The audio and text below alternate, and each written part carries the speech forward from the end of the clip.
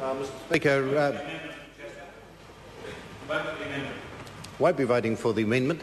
I think it's important in discussion around the amendment to remember the reasons why this House has gone into urgency on a number of occasions recently, but also to have a little bit of a look at the history, because this government has been criticised on a number of occasions for taking a long time over legislation and a long time on processing legislation previously introduced by the previous government, only to find that the legislation, for instance, like the Children, Young Persons and Their Families No. 6 bill, was introduced just a couple of weeks before the House rose and was never taken anywhere in the course of the last Parliament, even though the preparation had been done. And we had another example of that this afternoon, where we had the member, the Honourable George Hawkins, refer to his sale of liquor bill currently before the Social Services Select Committee, which was introduced in October 2007 and went nowhere right through until the election in November 2008.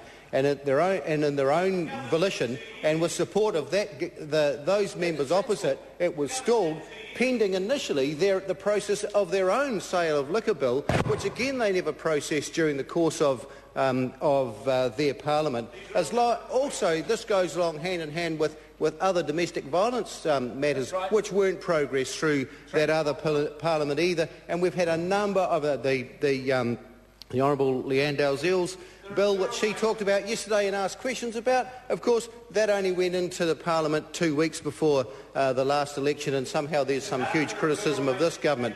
The other reason why this government has taken urgency on a number of occasions over the term of this Parliament is because there are on a number of members' days when members on that side of the House have got members' bills coming up, they have postponed them, meaning that if urgency wasn't called, we would have pulled the pin at 5 o'clock and knocked off for the rest of the night, because that is the conventions of this House. And if people on that side of the House wanted to work as hard as they want the public to think they're working, then they would maintain the stance they took in putting in those bids for those members' bills. And so that is the reason why we are voting against this amendment, because we want to see these matters transgressed through the House in a timely manner, not to be held up by people on the other side of the House mucking around with the system.